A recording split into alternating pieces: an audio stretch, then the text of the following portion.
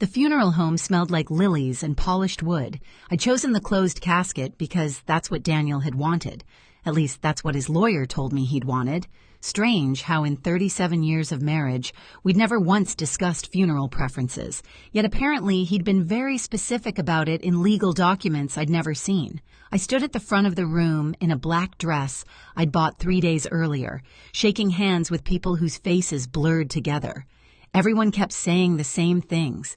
He was a good man.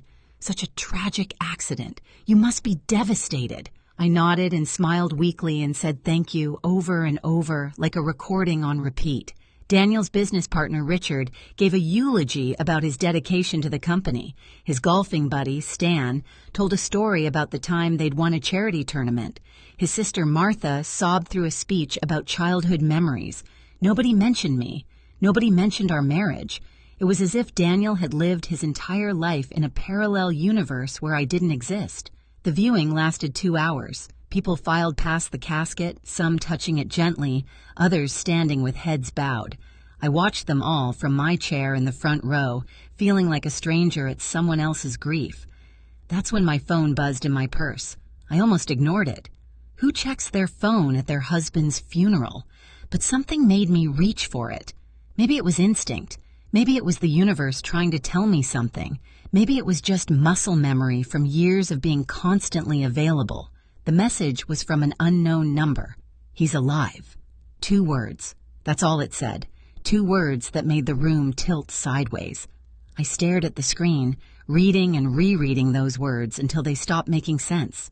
He's alive. He's alive. He's alive. My first thought was that it was a cruel prank. Someone's idea of a sick joke. But then another message came through.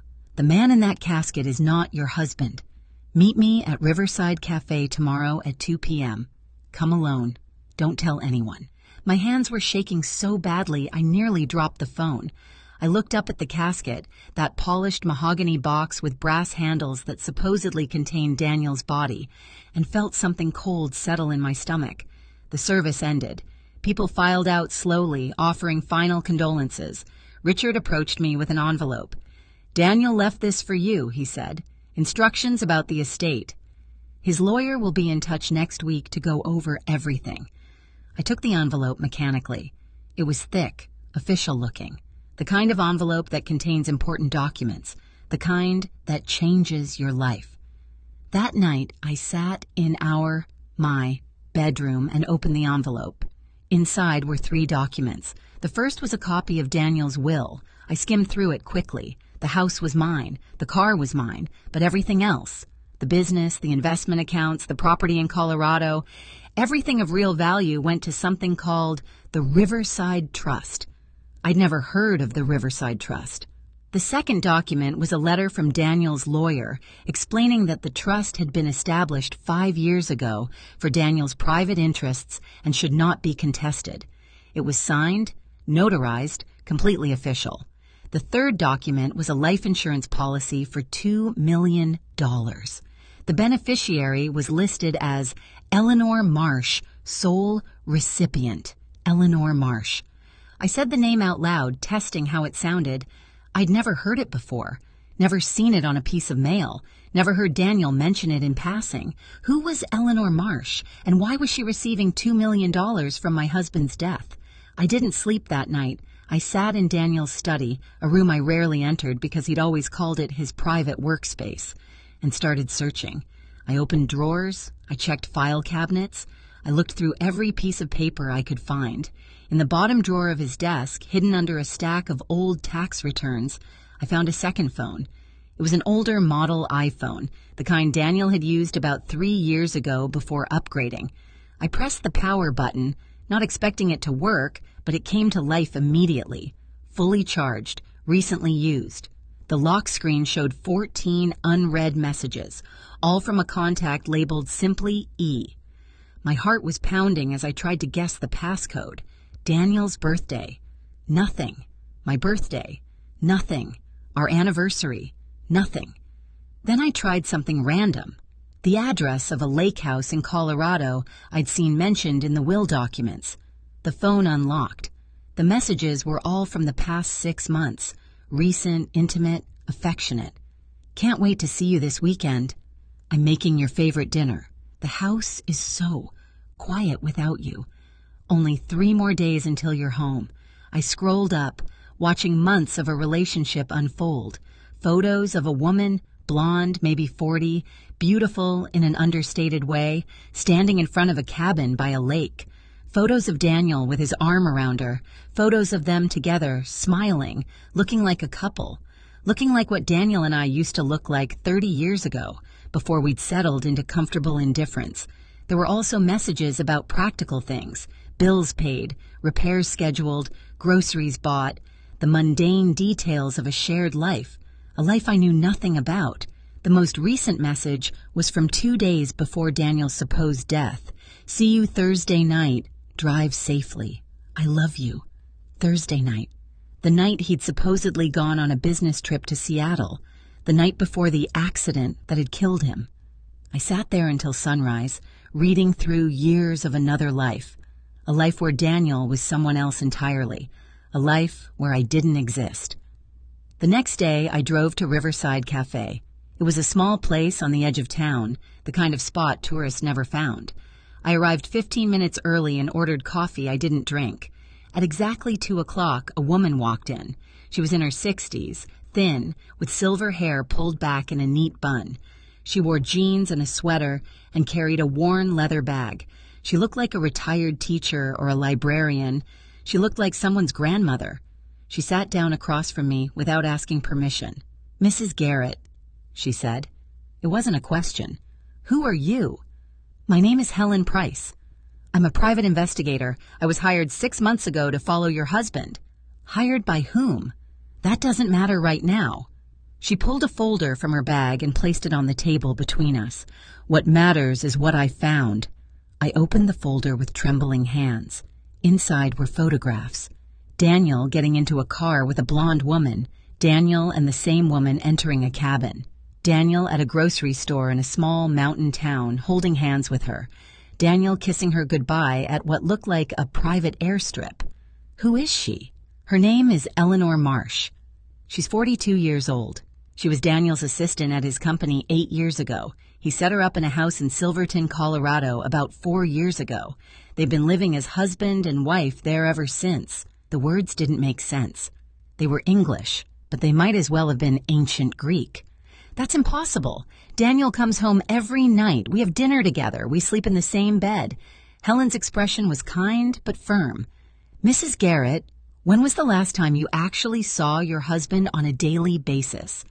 I opened my mouth to answer, then stopped. When was the last time? Daniel traveled constantly for work.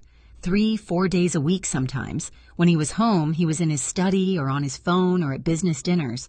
We saw each other in passing. We existed in the same house, but not in the same life. "He's been living 2 lives for the past 4 years, Helen continued. "He spends half his time with you in Riverside and half his time with Eleanor in Silverton. To you, he's a busy executive. To her, he's a devoted husband. To both of you, the other doesn't exist. Why are you telling me this? If you've known for 6 months, because the man who died in that car accident wasn't your husband." The cafe suddenly felt too small, too airless. "What are you saying?" Helen pulled out another photograph.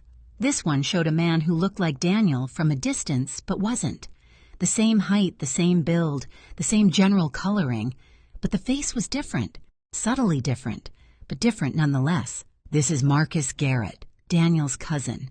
They looked enough alike that a body burned beyond recognition in a car crash could easily be mistaken for Daniel, especially when the identification was rushed, especially when Daniel's business partner Richard was the one who identified the body, especially when Richard is also the one who benefits financially from the Riverside Trust. "You're saying Daniel faked his own death."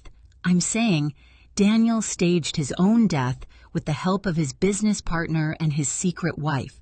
The real question is, what did he gain by making you think he was dead?" I already knew the answer. I'd read the will. The house that was worth maybe $300,000, was mine. Everything else, the multi-million-dollar business, the investment accounts, the properties, went to the Riverside Trust, a trust I now suspected was controlled by Richard and Eleanor. How do I prove this? I asked. Helen smiled slightly. That's where things get interesting. Because I've been documenting everything for 6 months, and I have evidence that could put all 3 of them in prison for fraud. But my client paid me to gather information, not to hand it over to you. Then why are you here? Because my client died 2 weeks ago, and in her will, she left instructions to give you this folder if anything happened to her. Helen's expression turned sad. My client was Daniel's first wife. Did you know he was married before? I shook my head slowly. Her name was Catherine. She died of cancer, or at least that's what everyone thought. But before she died, she started having doubts. She hired me to investigate whether Daniel was who he claimed to be. I found everything you're seeing here. She was planning to confront him when she got sick. Really sick. She died before she could do anything with the information, but she left instructions for me to give it to his current wife, you, if he ever tried to pull the same scheme again. She knew he would do this. She suspected. Daniel is a con man, Mrs. Garrett, a very sophisticated one. He marries women, builds a life with them, extracts what he can, and then moves on, usually through divorce, but in Catherine's case, her death was convenient. In your case, his death is even more convenient. I sat back in my chair, feeling like I'd been hit by a truck. 37 years. 37 years of marriage to a man who was playing a long game I'd never even known existed. What do I do? That depends. Do you want revenge or do you want justice? What's the difference? Revenge means exposing him publicly, showing everyone what he's done. Justice means taking him down legally and getting back what's yours. I thought about it for exactly 3 seconds. Both.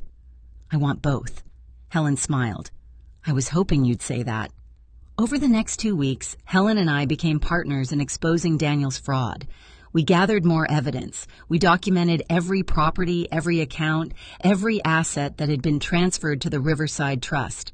We found proof that Richard had been complicit from the beginning, helping Daniel move money and establish accounts under false names.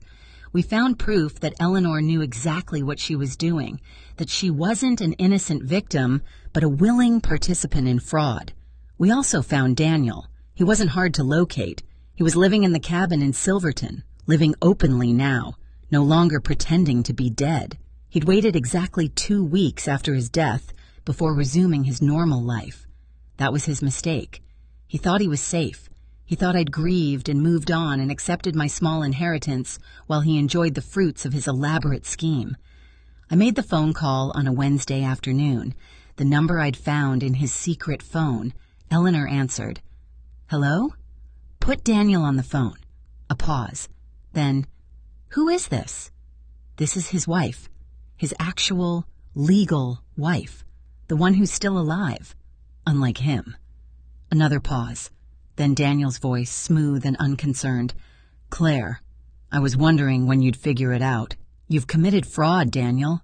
Insurance fraud, identity fraud, probably a dozen other crimes I haven't even identified yet. You can't prove anything.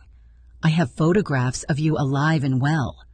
I have documentation of every transfer to the Riverside Trust. I have testimony from your business partner about how you planned this. I have records of your secret life with Eleanor. I have everything.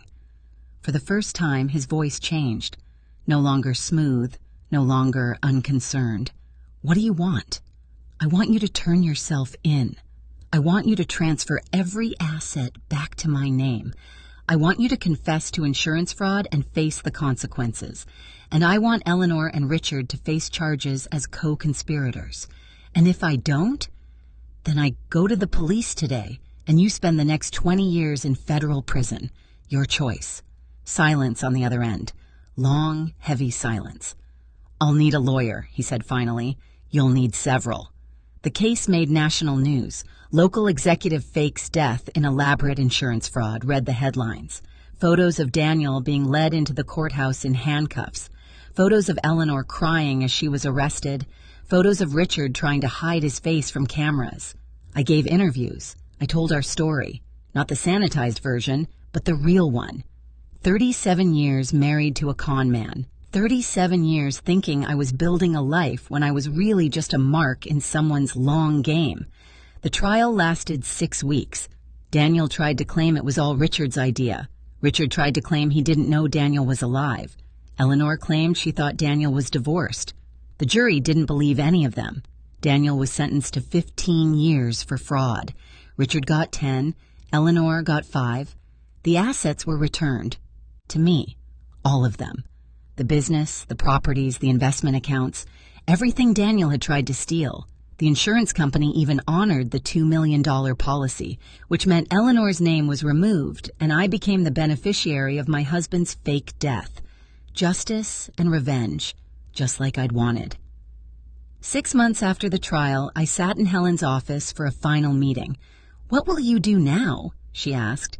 "I'm selling everything. The business, the properties, all of it. I'm donating half to charity, specifically to organizations that help victims of financial fraud. The other half I'm using to start a new life." "Where?" "I don't know yet. Somewhere far from here. Somewhere without memories of being a fool for 37 years. Helen leaned forward. "You weren't a fool, Claire. You were a trusting wife. There's a difference." "Is there?" "Yes. Being a fool means you deserved what happened. Being trusting means someone took advantage of your good nature. Don't let Daniel take that from you, too." I left her office and drove to the cemetery where Marcus, Daniel's cousin, was actually buried. He'd been a victim, too, in a way. He'd agreed to help Daniel fake his death for money, and it had cost him his life. The car crash that was supposed to be staged had been all too real. Daniel had gotten what he wanted, and Marcus had paid the price. I placed flowers on his grave, not because I'd known him, but because someone should mark that he'd existed, and that his death had meant something, even if it was just the unraveling of someone else's crime. A year later, I bought a small house on the coast of Maine. I spend my mornings walking on the beach and my afternoons writing. I've started documenting stories of financial fraud for a book. Catherine's story, my story, the stories of dozens of other women who've contacted me after seeing the news coverage. I've learned that Daniel wasn't unique. There are dozens, maybe hundreds, of men like him, men who view marriage as a business transaction, men who plan their escapes years in advance, men who fake deaths or divorces or disappearances to escape with assets they've carefully stolen. Helen and I still talk every week. She's semi-retired now, but she takes on cases for women who suspect their husbands are running cons. We've helped expose 12 different schemes in the past year. We've saved women from losing everything the way I almost did. Daniel writes to me sometimes from prison. I never open the letters. I just mark them return to sender and put them back in the mail. Whatever he has to say, I don't need to hear it. That chapter of my life is closed. On quiet evenings when the sun sets over the ocean and the house is peaceful, I think about the funeral, about standing in front of that casket, believing my husband was dead, feeling grief that was real even if the death was fake. I think about that message, he's alive. 2 words that changed everything. 2 words that gave me the chance to fight back instead of being quietly robbed. 2 words from a woman I'd never met who'd been planning her own form of justice from beyond the grave. Catherine never got to expose Daniel, but in the end, she made sure someone would. My name is Claire Garrett. I'm 61 years old. I was married for 37 years to a man who faked his own death to steal from me. But I'm not a victim anymore.